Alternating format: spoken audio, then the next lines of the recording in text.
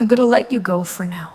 I get a little down thinking about this stuff. I know that if you came home, I'd feel a lot better. Sometimes it feels like I'm the one carrying the whole world's problems on my shoulders. It shouldn't have to be this way. If you worked things out with your father, things could be the way they were before. There would be peace in the valley, so to speak. Just think about what I've brought up, Gordon. Remember, you can make the world a better place for all of us, yourself included. It's all up to you. I'm counting on you. Hey y'all, Joker here, the Cranky old gay guy. And today we're going to be doing another reading of the book 35 Letters from a Mother to Her Son by Joseph L. Ferguson. Joseph L. Ferguson is also known as Jofer, and Jofer is known as the Cranky Old Gay Guy on YouTube. So yes, it's my book, and of course I'm heavily promoting it because I want everyone to read it, because I want the story out there.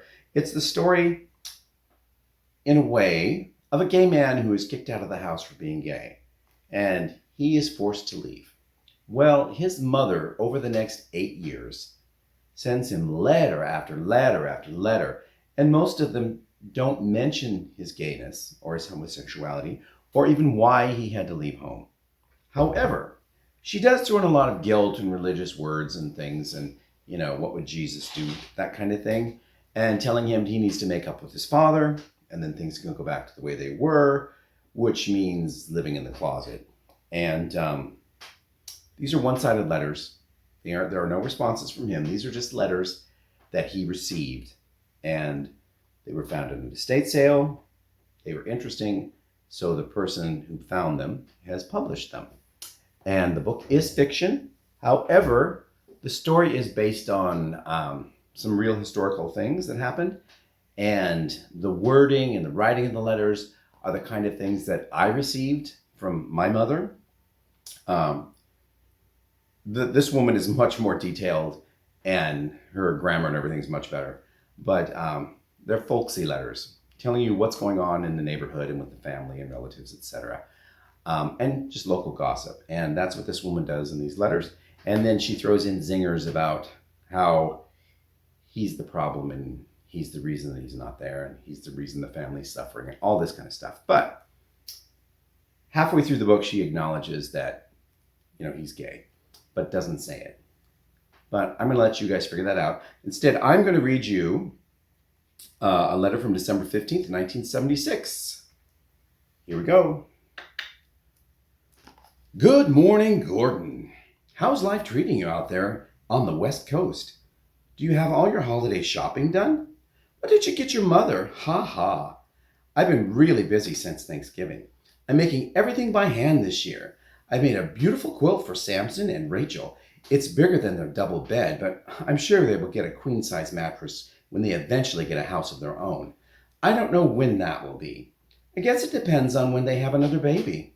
Samson really wants a boy soon, but Rachel wants to finish school first. I told Rachel she shouldn't rush it, and I think they should wait. I've made a matching baby quilt for little Virginia, and I'm going to take these glasses off because they're actually worse than reading without them. I've knitted sweaters for both Truman and your father. It was hard to do for your father, as he's put on some weight right around the middle. He has a belly now, but I think it looks good on him. I don't remember a time when my father didn't have a belly. Come to think of it, all of my uncles had bellies too. I've been trying to gauge his size, but without actually measuring it, it's all a guess. I don't want to ask him or it'll ruin the surprise. I would knit you a sweater too, Gordon, but I don't know your size anymore. I wouldn't want it to be too small, but I also wouldn't want you to be swimming in it. Send me your clothing sizes, all of them, and I'll create something really special for you. You'll love it. How do you feel about the way our country is heading?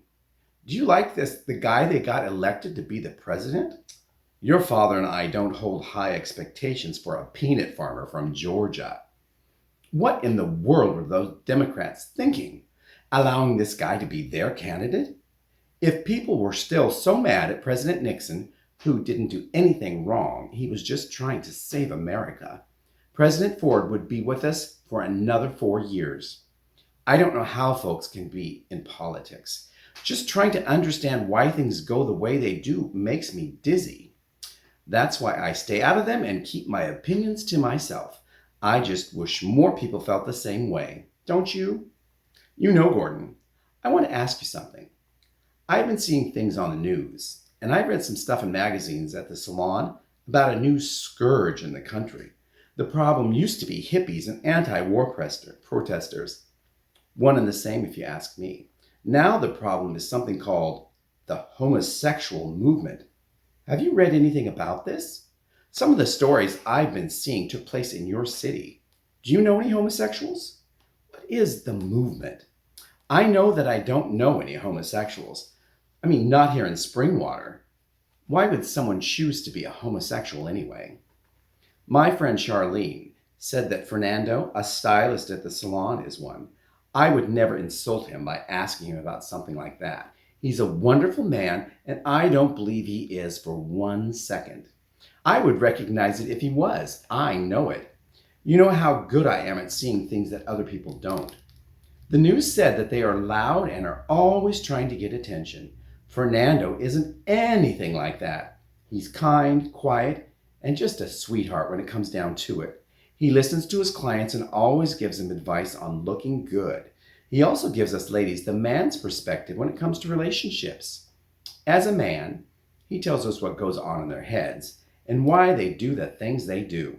Sometimes it seems he knows our husbands better than we do. We can ask him things that we can't ask our husbands for fear of getting reprimanded. He would never do that.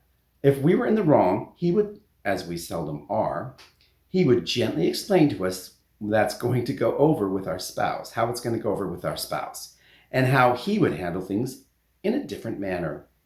He's not at all the kind of person they describe on the news and in magazine articles. Charlene says he is because he's 35 and not married.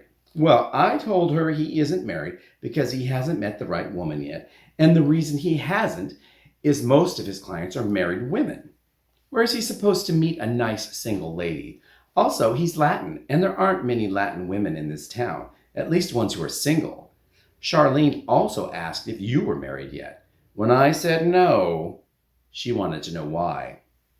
I didn't have a real reason, so I told her that you haven't met a good Christian girl yet, and that it was hard in a place like San Francisco. It's a wild city full of non-Christians that are all trying to get you to turn away from God. I told her that you were putting up a good fight, and you know the right one when you meet her. I said it's just God's will, and that you can't tell God what to do. That shut her up.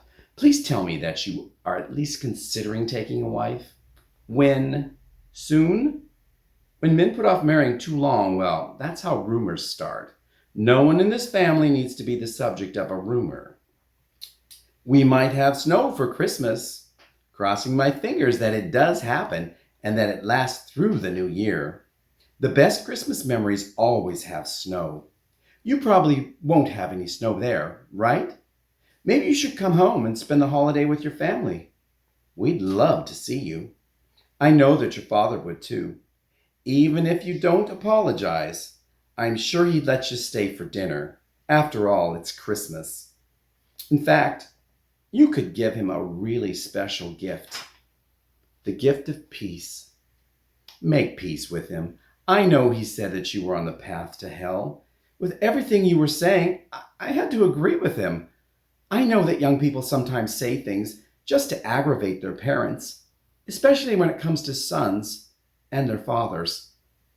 I'm sure that's what you were doing when he blew up at you. You know, you can only push him so far before he blows. A simple "I'm sorry" would be a good place to start. The bridge back to your family might have a few holes in it, but you're a handy guy and I'm sure you can patch it up. You owe it to your father. You owe it to yourself. You owe it to your family, son, the one you left behind. Merry Christmas, honey, Mom.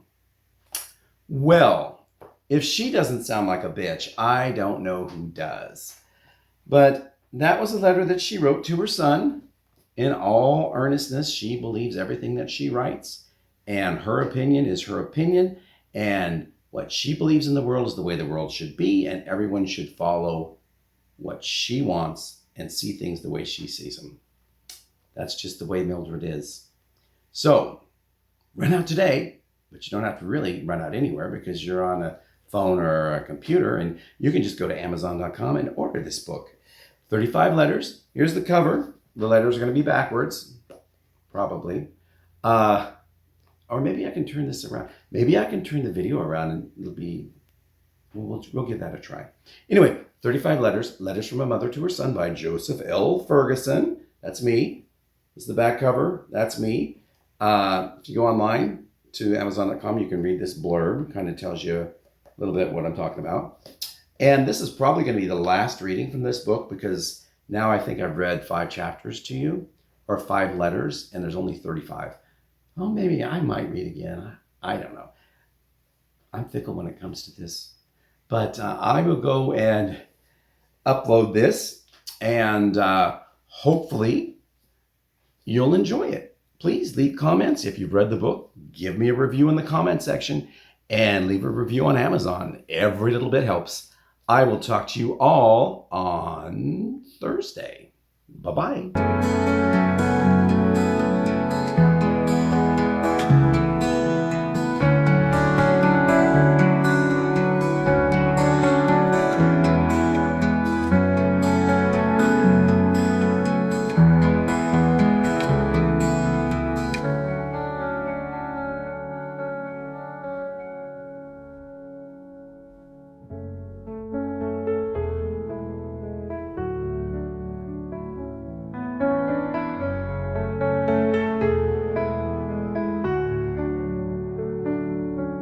I'm counting on you. I'm counting on you. I'm counting on you. I'm counting on you. And I won't let you go for now with you. I'm counting on you.